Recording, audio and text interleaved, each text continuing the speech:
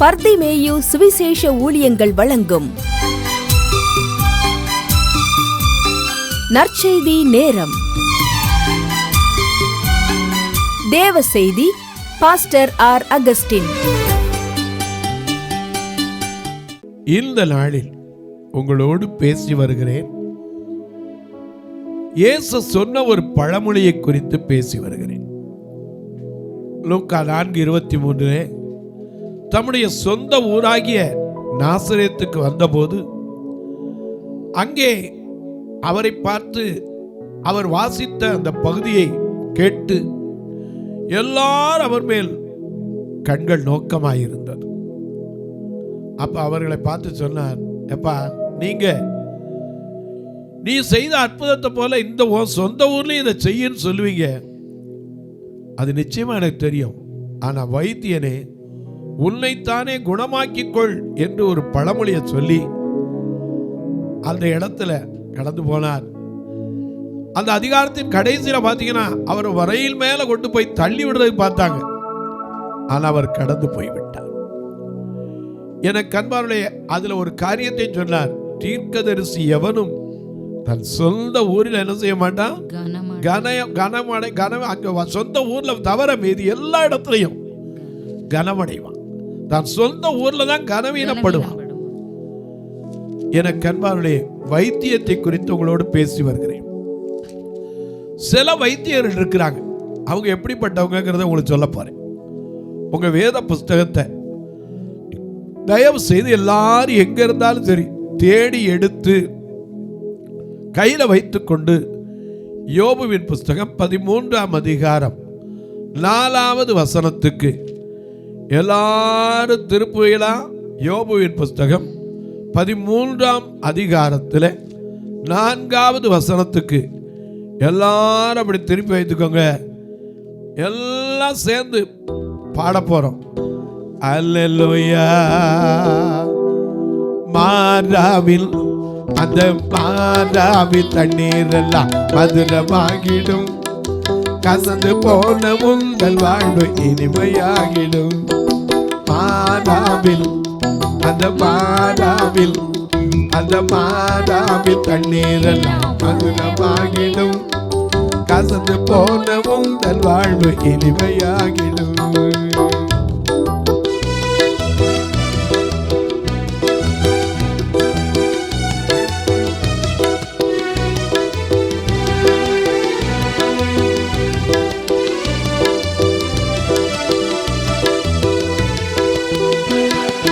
இயேசுவின் அன்பு, இயேசுவின் அன்பு மிகவும் பெரியது.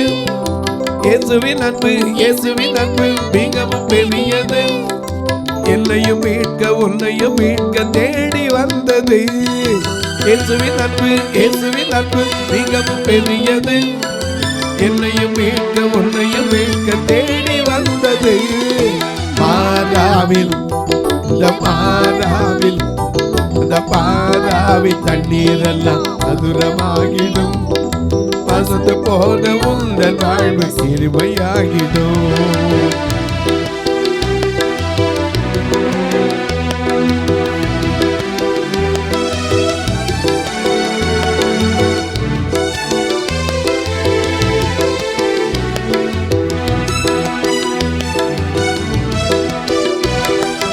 அந்நாளில் வாழ்க்கை என்று கசந்து போனது, இயேசுவை நோக்கி அழைத்த போது இனிமையானது.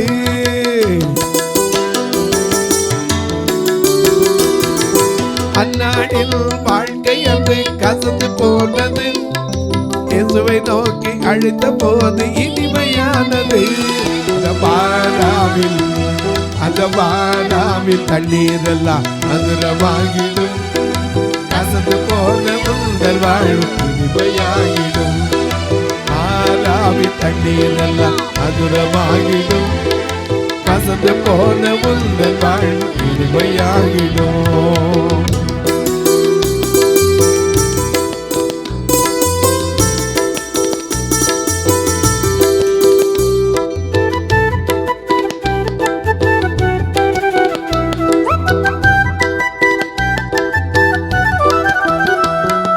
பிறவிக்கு குருடன் வாழ்க்கை என்று கசந்து போனது, இயேசுவை நோக்கி கூப்பிட்ட போது இனிமையானது.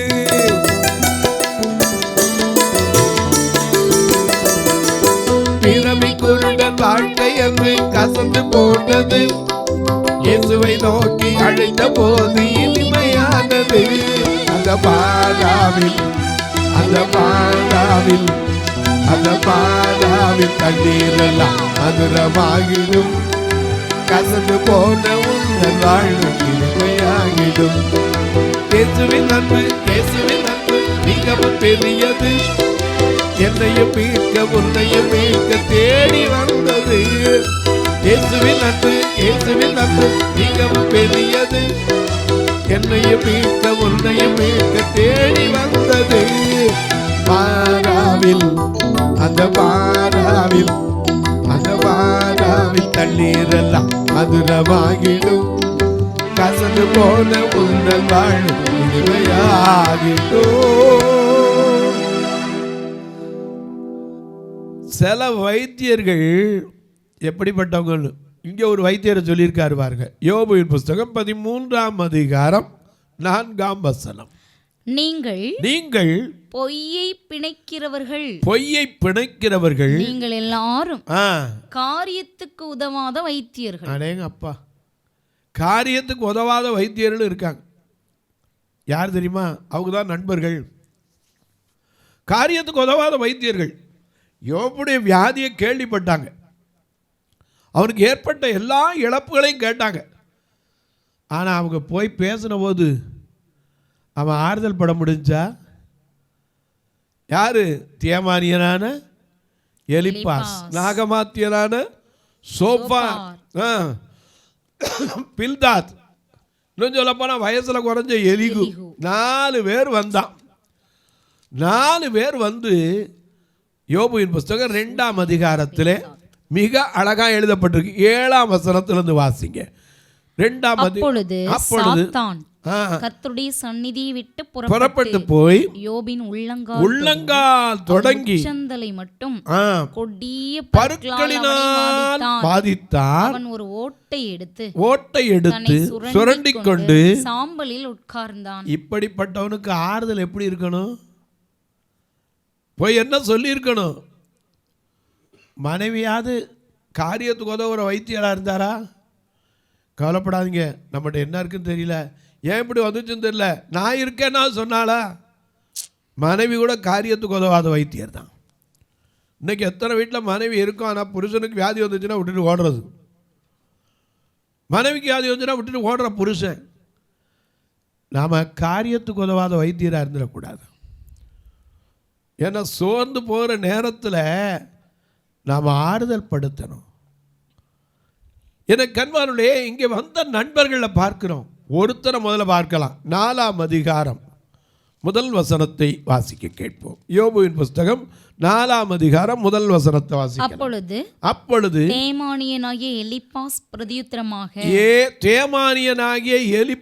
பிரதியுத்தரமாக, நாங்கள் உம்முடனே பேசத் துணிந்தால் ஆயாசப்படுவீரோ, ஆனாலும் பேசாமல் அடக்கிக் கொள்ளத்தக்கவன் யார்? ஆனா அதே பாருங்க, 2ஆம் அதிகாரத்துல 12ஆம் வசனத்துல பார்க்கிறோம். அவர்கள் தூரத்தில் வருகையில் தங்கள் கண்களை ஏறெடுத்து பார்த்து அவனை உருத்தெரியாமல் சத்தமிட்டு அழுது. அப்பா, யோபுவானே தெரியல, சத்தமிட்டு அழுது அவரவர் தங்கள் சால்வையை கிழித்து வானத்தை பார்த்து தங்கள் தலைகள் மேல் புழுதியை போட்டுக்கொண்டு வந்து அவன் துக்கம் மகா கொடியதென்று கண்டு ஒருவரும் அவனோடு ஒரு வார்த்தை பேசல. இரவு பகல் 7 நாள் அவனோடு கூட தரையிலே உட்கார்ந்திருந்தார்கள். இந்த பக்கம் பார்த்தா ரொம்ப நல்லா இருக்கு, ஆனா அதே வேதம் தான் சொல்லுது, இவங்கெல்லாம் யாரு? காரியத்துக்கு உதவாத வைத்தியர்கள். காரியத்துக்கு உதவாத வைத்தியர்கள். ஒரு வார்த்தையாவது அவனுக்கு ஆறுதலா சொன்னானா? ஒருத்தனாவது? ஏன்னா இன்னைக்கு சோர்ந்து போன நேரத்தில் நம்ம என்ன செய்யணும்? பலப்படுத்தணும். வேதம் சொல்லுது, அவர் சோர்ந்து போனவனுக்கு பலன் தந்து, சத்துவம் இல்லாதவனுக்கு, ஏசாயா வாசிக்கிறோம் 40 அவர் சோர்ந்து போறவனுக்கு பலன் தருகிறார். சத்துவத்தை பெருக பண்ணுகிறார். இளைஞர்கள் இளைப்படையலாம், வாலிபர்கள் இடறி விடலாம். ஆனா கர்த்தருக்கு காத்திருக்கிறவர்களுக்கு புது பலன் வரணுமே. யோபுக்கு வந்துச்சா இல்லையா புது பலன்? ஆனா கூட இருந்த நண்பர்கள் ஏதாவது ஒரு விதத்திலாவது காரியத்துக்கு உதவுற மாதிரி சொன்னானா, கவலைப்படாதப்பா, இதெல்லாம் மனுஷனுக்கு இயற்கை தான், எல்லாம் வரும் போகும், கலங்காதேன்னு சொன்னானா? சொல்லவே இல்லையே. ஆக்டிங்லாம் ரொம்ப அருமையாக இருந்துச்சு. தூரத்தில் வரும்போது ஐயோ யோபுவா யோபுவா இப்படி ஆயிட்டானே புழுதியை போட்டான், வஸ்திரத்தை கிழிச்சான். 7 நாள் என்ன செய்யலை, ஒருத்தரும் ஒரு வார்த்தை கூட பேச தொடங்கல. ஆனால் இப்போ கேட்குறாரு, ஐயா நான் பேச தொடங்கினா ஆயாசப்படுவீரோ, அப்படி இருந்தால் நாங்கள் பேசாமல் இருக்க முடியுமா? என்ன பேசுறான்னு பார்ப்போம். 7ஆம் இதோ நீர் அநேகருக்கு புத்தி சொல்லி இளைத்த கைகளை திடப்படுத்தினீர். விழுகிறவனை உம்முடைய வார்த்தைகளால் நிற்க பண்ணி தள்ளாடுகிற முழங்கால்களை பலப்படுத்தினீர். இப்பொழுதோ துன்பம் உமக்கு நேரிட்டபடியால் ஆயாசப்படுகிறார். அது உம்மை தொட்டது. நமக்கு அது நேரத்தில் மறந்துருது. துன்பத்திலும் அவர் துணை நிற்பார். நம்ம அநேக நேரங்களில் பாடுவோம், துன்பத்திலோ நீரே இன்பத்திலோ நீரே, துன்பத்திலோ நீரே இன்பத்திலோ நீரே, இந்த வேளையும் ஐயா நீதானே, இந்த வேளையும் ஐயா நீதானே. அல்லேலூயா அல்லேலூயா அல்லேலூயா எல்லேசையா, அல்லேலூயா அல்லேலூயா எல்லேசையா, அல்லேலூயா. உம்மை அல்லாமல் எனக்கு யாரும் உண்டு, உம்மை அல்லாமல் எனக்கு யாரும் உண்டு, உம்மை அல்லாமல் எனக்கு யாரும் உண்டு, உம்மை அல்லாமல் எனக்கு யாரும் உண்டு.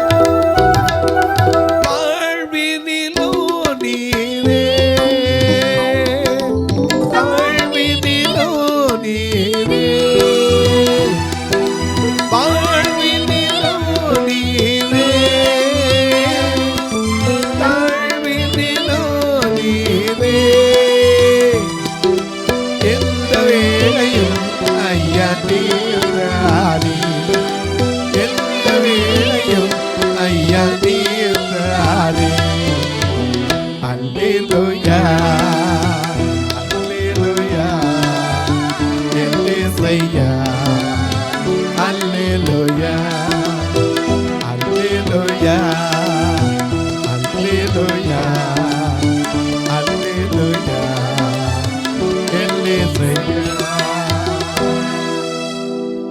துன்பத்திலும் இன்பத்திலும் அவர் தான் நமக்கு துணை.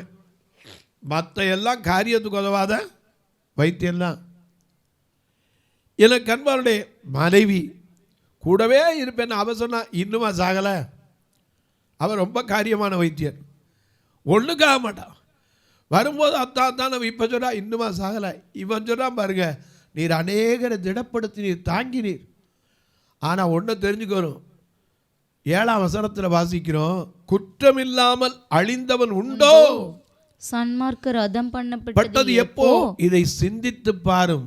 நான் கண்டிருக்கிறபடி அவர் சொன்னார், அவருடைய அனுபவத்தை, அநியாயத்தை உழுது தீவினையை விதைக்கிறவர்கள் அறுக்கிறார்கள். அதுல இருந்து என்ன அர்த்தம்?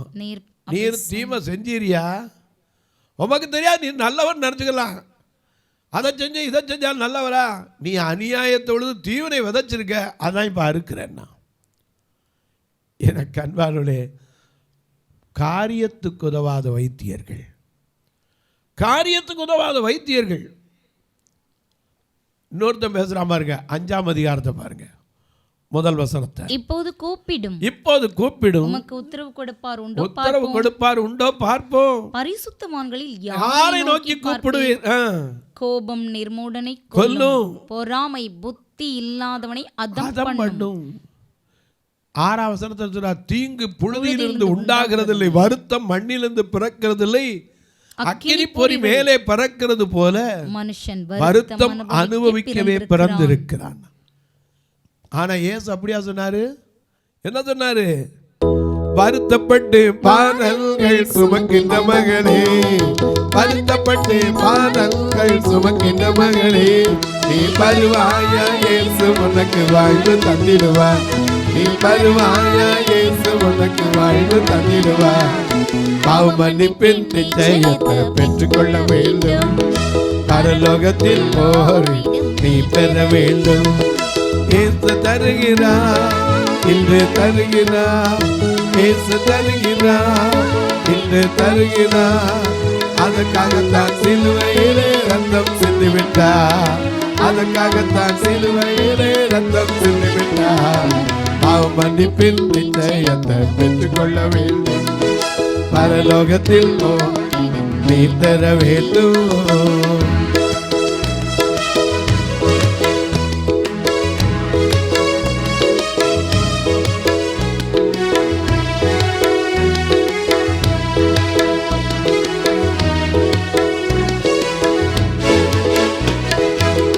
முதலாய்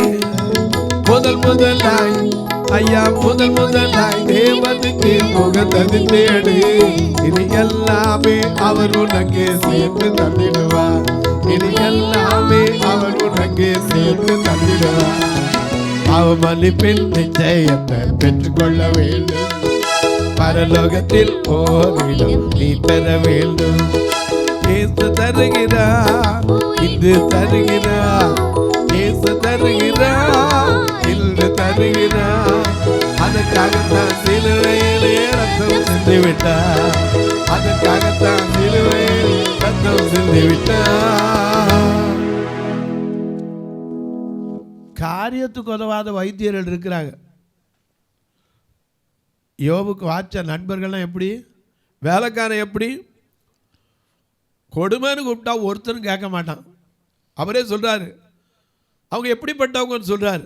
19ஆம் அதிகாரம் முதல் வசனத்திலே அவரே சொல்றாரு, நீங்கள் எந்த மட்டும் என் ஆத்துமாவை வருத்தப்படுத்தி வார்த்தைகளினால் நொறுக்குவீர்கள், இதுவரை 10 முறை நிந்தித்தீர்கள். ஒவ்வொருத்தனும் நீங்கள் எனக்கு கடின முகம் காட்டுறதுனால வெட்கம் இல்லை. ஏன்னா அவருக்கு நம்பிக்கை என்னது? அவர் என்னை கொன்று போட்டால் அவர் மேல் நம்பிக்கையா இருப்பேன். 27:5 நான் மரிக்கும் வரைக்கும் என் உத்தமத்தை விட்டு என்ன செய்ய மாட்டேன், விளக்கவே மாட்டேன்னு அவர். ஆனா அவனுக்கு வந்த நண்பர்கள் எப்படி? ஒரு உத்தமனுக்கு கிடைக்கிற நண்பன் ஆறுதல் படுத்துறவங்கள குத்தி கிண்டி விடுறவன். இன்னும் சொல்ல போனா நம்ம நாட்டில் ஒரு பழமொழி உண்டு, எரியிறதுல ஆனே எங்க அப்பா எரியிற கொள்ளையில எண்ணெய் ஊத்துற மாதிரி. அவன் வேதனையில ஓட்டெடுத்து சுரண்டி எல்லாத்தையும் இழந்து போய் புலம்பிட்டு உட்காந்துருக்கான். போய் ஒரு வார்த்தையாவது இன்னொருத்த எலிகு, அவன் வயசில் குறைஞ்சாள். அவன் சொன்னான், ஏய் உனக்கு ஒன்று தெரியுமா? 32ஆம் அதிகாரம் 9ஆம் வசனத்தில் வாசிக்கிறோம், பெரியோர் எல்லாம் ஞானிகள் அல்ல, முதியவர் எல்லாம் நீதியை அறிந்தவர்களும் அல்ல. நீ நினைக்கலாம் பெரிய ஆளுன்னு. நீ ஞானியா? உன் வழக்கை எங்கே போய் வைக்க முடியும்? அவரோடு வழக்காட முடியுமா ஒன்னாலங்கிறார். காரியத்துக்கு உதவாத வைத்தியர்கள் 100 வைத்தியர்கள் இருக்காங்க. அதையும் பார்க்கலாம். மார்க் எழுதின சுவிசேஷம் 5ஆம் அதிகாரம் 26ஆம் வசனத்தை வாசிக்கலாம். அநேக வைத்தியர்களால் மிகவும் வருத்தப்பட்டு, அடேங்க அப்பா, சில வைத்தியர்கள் வருத்தப்படுத்துறதே அவங்க வேலை. அநேக வைத்தியர்களால் மிகவும் வருத்தப்பட்டு தனக்கு உண்டானவைகளை எல்லாம் செலவழித்தும். சில சொல்றான்ல, 80,000 ரூபாய் கட்டினா தான் ஆப்ரேஷன் நடக்கும். முதல்ல பணத்தை கட்டுங்க. அவன் சாய கிளம்பா, இவன் பணத்தை கட்டிட்டு வாங்க, ரிசிப்டை கொண்டாங்க, அப்புறம் தான் உள்ளே கொண்டு போவோம்மா. அநேக வைத்தியர்களால் வருத்தப்பட்டு தனக்கு உண்டாயிருந்த எல்லாவற்றையும் செலவழித்தும் சற்றாகிலும் குணமடையாம கொஞ்சம் கூட குணமே இல்லாத வைத்தியர்கள் இன்னைக்கு போய்கிட்டு தான் இருக்கும். காரியத்துக்காகாத வைத்தியர்களும் இருக்கிறாங்க. எவ்வளவு கொடுத்தாலும் குணம் ஒன்று கிடைச்சா ஒன்றும் இல்லைங்க, எல்லாம் போனதான் மிச்சம். இன்னொரு வைத்தியர் இருக்காங்க, கொலோசியர் 4:14 பாருங்க. கொலோசியர் 4ஆம் அதிகாரம் 14ஆம் வசனத்தை பாருங்க. பிரியமான வைத்தியனாகிய லூக்கா, பிரியமான வைத்தியன், எனக்கு அன்பானுடைய லூக்கா டாக்டர். அந்த வைத்தியன் சிறைச்சாலையில் கிடந்தா பவுலோட சிறைச்சாலையிலையும் கிடப்பான், ஜனங்களோட தான் அவனும் இருப்பான். அப்படிப்பட்ட அதனால தான் அவர் சொல்ற பிரியமான வைத்தியனாக லூக்கா. இவர் தான் அப்போஸ்தலர் நடவடிக்கைகள் லூக்காவை எழுதினார் என்று சொல்லப்படுகிறது. எனக்கு அன்பானுடைய அநேக வைத்தியர்கள் உண்டு. யாருக்கு வைத்தியர் தேவை? மிக அழகா வேதம் சொல்லுது. மத்திய எழுதின சுவிசேஷம் 9ஆம் அதிகாரம் 12ஆம் வசனத்தை பாருங்க.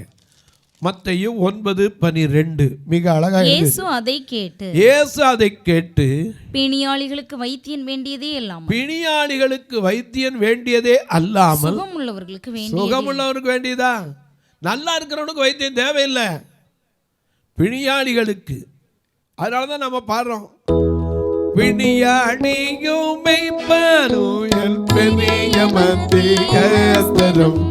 எல்லாம் இயேசுவே, எனக்கெல்லாம் இயேசுவே, தொல்லை மிகும் இவ்வுலகில் சுகம் இயேசுவே.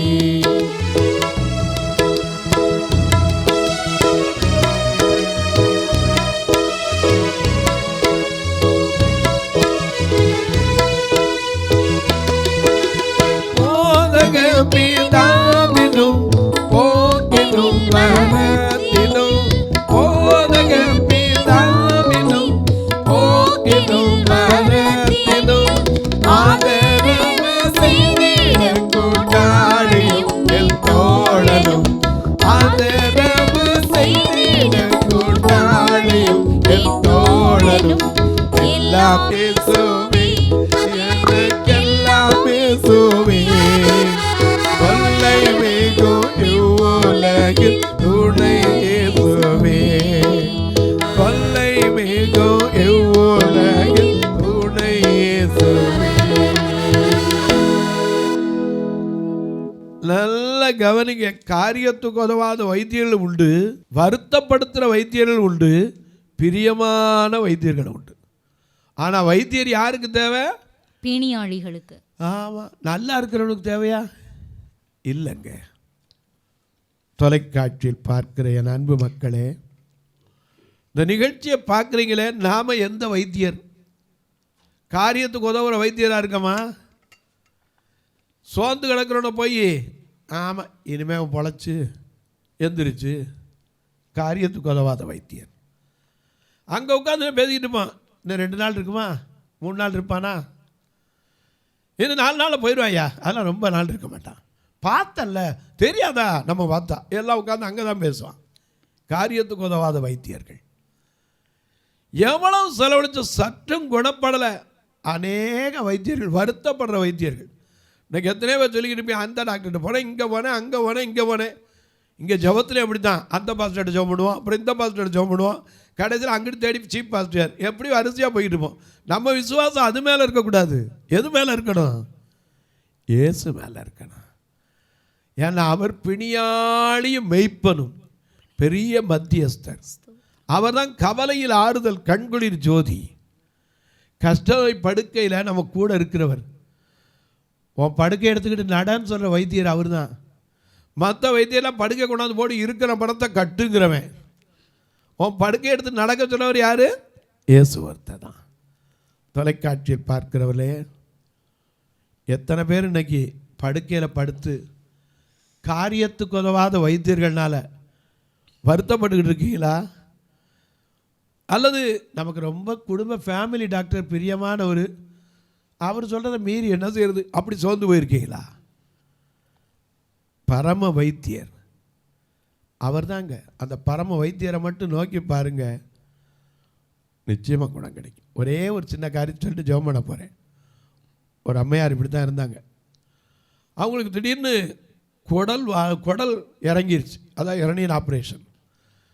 இவங்க பாவம் படுத்துக்கிட்டு சொன்னாங்க, ஆதாமுக்கு விழாவிலேருந்து ஒரு எலும்பை எடுத்து அயர்ந்த நித்திரை வர பண்ணி ஆப்ரேஷன் பண்ணி ஒரு பெண்ணையே உண்டாக்குனீங்களே, உங்களால் முடியாதா? இந்த குடல் வாழ்வு இறங்கிக்கு ஏன் அது நேரம் நிற்க வைக்க உங்களால் முடியாதா அப்படின்னு நினச்சிக்கிட்டே படுத்துக்கிட்டு இருந்தாங்க. வீட்டில் கீழே சர்வெண்ட் சமையல் பண்ணிக்கிட்டு இருந்தாங்க. இந்த மாதிரி நினச்சிக்கிட்டு இருக்கும்போது பிள்ளைகள்லாம் அங்கிட்டு விளாண்டுக்கிட்டு இருக்கு, பேர பிள்ளைகள்லாம். இவங்க படுத்துருக்காங்க. திடீர்னு ஒருத்தர் வந்தார். கரெக்டாக அந்த வயிற்றில் ஆப்ரேஷன் பண்ணார். அந்த குடல் வாழ்வை கரெக்டாக நேராக உருட்டி எடுத்த மாதிரி வச்சு ஸ்ட்ரெயின் பண்ணிட்டு போயிட்டார். தாங்குகிற அளவுக்கு பலன். திரும்பி எதிர்த்தா ஒன்றுமே இல்லை. என்னன்னுட்டா யாரோ வந்து வயிற்றில் கை வச்ச மாதிரி இருந்துச்சு, அவ்வளோதான் சோமாயிருச்சு. பரம வைத்தியரை தேடி பாருங்க, பெர்மனன்ட் ரிலீஃப் கிடைக்கும். டெம்பரவரி ரிலீஃப் தருகிற வைத்தியர்கள் நிறையா இருக்காங்க. இந்த மாதிரி போட்டுங்க, அப்பப்போ சரியாயிடும். அது இல்லை, பரிபூரண சுகமே. தொலைக்காட்சியில் பார்க்கிறேன் அன்பு மக்களே, நிகழ்ச்சியை பார்க்குற நீங்கள் இதுக்காக ஒரு வார்த்தை ஜெபம் பண்ணுங்க. கர்த்தர் ஏவினால் நீங்களும் ஒரு நாள் நிகழ்ச்சியை தாங்கலாம். ஏன் உங்கள் பிறந்த நாள், திருமண நாள் போன்ற நல்ல நாட்களில் இந்த பார்வையற்ற மக்களுக்கு உணவு கொடுக்க, ஊன்றுகோல் கொடுக்கலாம். ஏன் கூட்டிகிட்டு வர்றதுக்கே மாதம் ஒரு வாரத்துக்கு 4000 ரூபா, 4 வாரம், சிலதில் 5 வாரம் வந்துடுது. எனக்கு கண்மாருடைய ஒவ்வொரு வாரம் நான் நினைப்பேன், ஐயா இவங்களை எப்படி கூப்பிட்டு வர்றது, எப்படி திருப்பி கொண்டு விடுறது. கண்ணு தெரிஞ்சவங்களாவது எப்படியா வாண்டலாம், பார்வை இல்லாதவங்க எப்படி வர சொல்ல முடியும்? திருநெல்வேலியில் வந்து பார்த்தீங்கன்னா 15 கிலோமீட்டருக்கு அவுட்டரில் வச்சுருக்கோம். நீங்களும் ஜெபம் பண்ணுங்க. கர்த்தர் ஏவினால் வந்து பாருங்கள். கர்த்தர் ஏவினால் நீங்களும் தாங்கலாம். எப்படி? இதில் 2 நம்பர் வந்துக்கிட்டே இருக்கும். அது வழியாக ஜிபே, ஃபோன்பே உண்டு. கணக்கு வைக்கிறவங்களும் என்கிட்ட கேளுங்க, உங்களுக்கு வழி உண்டு சொல்கிறேன். உங்கள் ஜெபக்காரி எது இருந்தாலும் காலை 10லேருந்து 5க்குள்ளே தாராளமாக சொல்லலாம். இப்போ உங்களுக்காக ஜெபிக்கட்டுமா? நல்ல பிதாவே, நன்றியோடு துதிக்கிறோம் சுவாமி. இந்த மனமகிழ்ச்சியான நாளிலே நாங்கள் எந்த வைத்தியராக இருக்கிறோம்? காரியத்துக்கு உதவாத வைத்தியரா? அநேகரை வருத்தப்படுத்துகிற வைத்தியரா? அல்லது பிரியமான வைத்தியரா? எங்களை நாங்கள் ஆராய்ந்து பார்த்து எங்களுக்குள் இருக்கிற காரியங்களில் நாங்கள் குணப்பட்டு மற்றவர்களை குணப்படுத்த எங்களை தகுதிப்படுத்தும். இந்த ஊழியத்தை தாங்குகிற, ஜெபிக்கிற, கொடுக்கிற எல்லா மக்களையும் ஆசீர்வதி. இயேசுவின் நாமத்தில் ஜெபிக்கிறேன் நல்ல பிதாவே, ஆமென். சபை ஆராதனை ஞாயிறு காலை 10 மணி முதல் 12 மணி வரை. இடம் பர்திமேயு சுவிசேஷ ஆலயம், அன்னை சத்யா நகர், இளமனூர் அஞ்சல், சக்கிமங்கலம் வழி, மதுரை மாவட்டம். பின்கோட் 625201 மற்றும் பர்திமேயு சுவிசேஷ ஜெப வீடு, flat number 107, Eden garden, Muthur, Tirunelveli. Pincode 627011. சிறப்பு உபவாச கூட்டம் ஒவ்வொரு மாதமும் 2வது சனிக்கிழமை காலை 10 மணி முதல் 1 மணி வரை நாகர்கோவில் YMCA ஹாலில் வைத்து நடைபெறுகிறது. மற்றும் ஒவ்வொரு மாதமும் 4வது சனிக்கிழமை காலை 10 மணி முதல் 1 மணி வரை திருநெல்வேலி புதிய பேருந்து நிலையம் அருகில் உள்ள கிரேஸ் ஹாலில் வைத்து நடைபெறுகிறது. எங்கள் எல்லா ஆராதனைகளிலும் கலந்து கொண்டு தேவனை மகிமைப்படுத்த அன்பாய் அழைக்கிறோம். உங்கள் உதாரத்துவமான காணிக்கைகளினால் இவ்வூழியத்தை தாங்க விரும்பினால் R Augustine, account number 5021364331, IFSC code IDIB 000B066, Indian bank, BP Kulam, Madurai. GPay நம்பர் 9842181917, BGM மினிஸ்ட்ரீஸ் மற்றும் 9442559772, பிளைண்ட் மினிஸ்ட்ரீஸ் அகஸ்டின். உங்கள் தொடர்புக்கு பாஸ்டர் ஆர் அகஸ்டின், பர்திமேயு சுவிசேஷ ஊழியங்கள், நாகமலை, புதுக்கோட்டை, மதுரை 625019. தொலைபேசி எண்கள் 9842181917 மற்றும் 9442559772. கர்த்தர் தாமே உங்களை ஆசீர்வதிப்பாராக.